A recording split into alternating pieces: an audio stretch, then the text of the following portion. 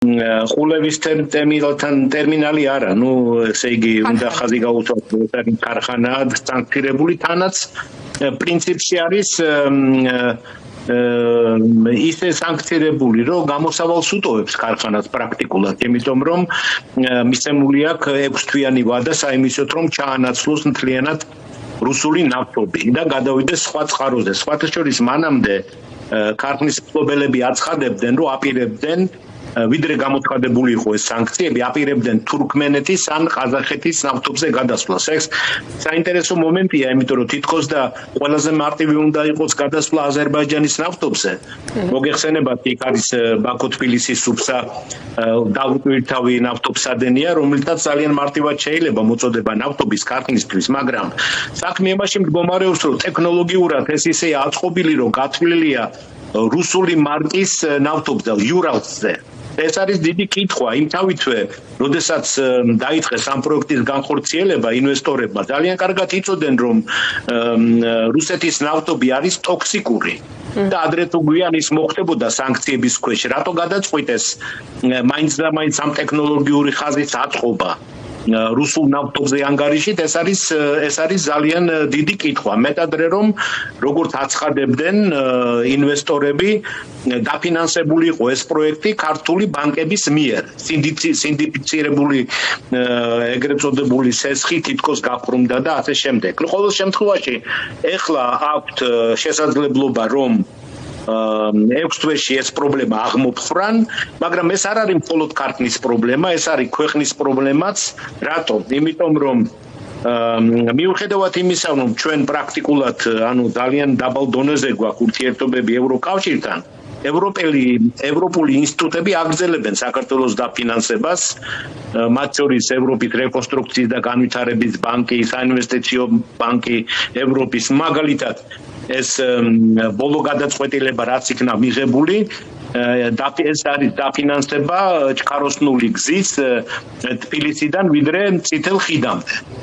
მე სხვათა შორის ვფიქრობდი, რომ ადრეც შეწყდებოდა ეს დაფინანსების შესაძლებლობა, მაგრამ ჩემდა გასაკვირად ევროპული ინსტიტუტები აგრძელებენ მას, მაგრამ თუ რეალურად სანქციების პერიოდში შევედით ჩვენ, ეს შეიძლება იყოს გადახედული და შესაბამისად პრობლემა შეექმნება არა მხოლოდ ქარხანას, არამედ მთლიანად ქვეყანას. ამიტომ ეს მარტო ცალკე აღებული ქარხნის პრობლემას შორცდება. ხო, თავად ეს მექანიზმიც 6 თვიანი დათქმა თავისთავად ახალია, რაც მიანიშნებს საქართველოსთვის რაღაც შანსის მიცემის სურვილს, ხო, ევროკავშირის მხრიდან. უნდა გქონდეს მაინც პოლიტიკური მომავალი, რომ რეჟიმი ქართული ოცნების ხელისუფლება გაითვალისწინებს ამას და აქვთ მათ რესურსი იმისა, რომ გარისკონ და აღმოჩნდეს ქართული ქარხანა და შემდგომში შესაძლოა პორტიც ამ სანქციებში. არა, ყველაფერია შესაძლებელი. უგუნურად მიუდგებით ამ პრობლემას, ძალიან შესაძლებელია, მაგრამ ეს რა არის, იცით, კიდევ ერთხელ არის დადასტურება იმისა, რომ რეალურად ევროკავშირი და ევროპული ინსტიტუტები ზრუნავენ საქართველოზე და იღებენ არა ხის გადაწყვეტილებებს, არამედ იმისთანა გადაწყვეტილებებს, რაც უტოვებს შანსს კონკრეტულ ბიზნესს და საერთოდ ქვეყანას, რომ თავი აარიდოს გართულებებს. და ეს კიდევ ერთი ძალიან მნიშვნელოვანი გზავნილია, იმიტომ რომ ჩვენ სულ გვესმის, მაგალითად, ამის ჩემპიონი არის ბოლო პერიოდში ბატონი შალვა პაპუაშვილი, რომ ევროპელები არ ზრუნავენ საქართველოზე, რომ საქართველოს ბედი მათთვის არის აბსოლუტურად უმნიშვნელო და ასე შემდეგ და ეს კონკრეტული გადაწყვეტილება არის პირდაპირ გზავნილი იმისა, რომ ევროპელები ნამდვილად ზრუნავენ საქართველოს იმ სხვათა შორის ზოგადი კონტექსტი რო ავიღოთ უფრო, ხომ?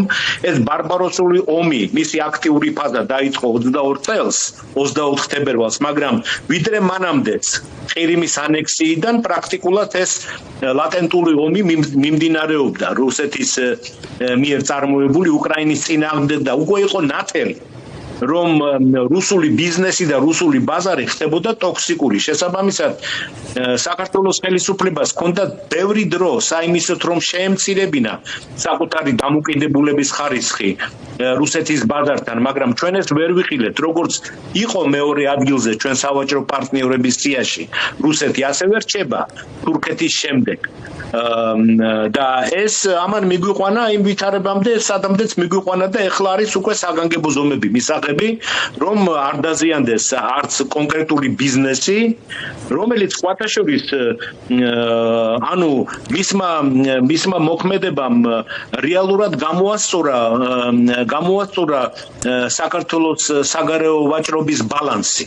იმიტომ რომ დაახლოებით 9 მილიარდი დოლარის ოდენობის ნავთობპროდუქტების ექსპორტი მოახდინა პირველ ნახევარში 26 წლის, რაც ჩვენ საექსპორტო პოზიციებში არის მეორე ადგილი ავტომანქანების რეექსპორტის შემდეგ. ამიტომ თავისთავად ეს ბიზნესი უნდა იყოს შენარჩუნებული, ამის საშუალებები არსებობს. მოგახსენეთ ბაქო-თბილისი სუბსტას ნავთობსადენი, რომელიც არის უმოქმედო, ყაზახური ნავთობის შემოტანა სრულიად შესაძლებელი იქნება. ამაში ყაზახებიც არიან დაინტერესებული, ვინაიდან ნოვოროსიისკიდან კატეკას ნავთობსადენის მეშვეობით მათი საექსპორტო მიწოდებები კითხვის ნიშნის ქვეშ დადგა.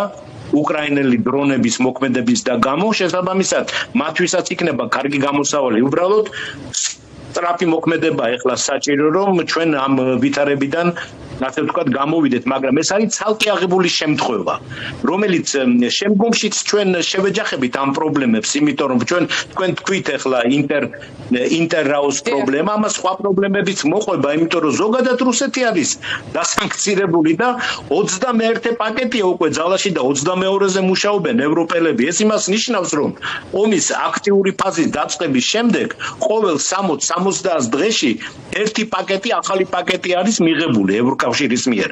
შესაბამისად, რუსეთი ხდება უფრო და უფრო ტოქსიკური, აქედან გამომდინარე დასკვნები ჩვენ უნდა გავაკეთოთ, თუ არა და ადრე თუ გვიან ეს სერიოზულ დარტყმას მიაყენებს საქართველოს არა მხოლოდ ეკონომიკურ, არამედ პოლიტიკურ ინტერესებსაც. ხო, ეს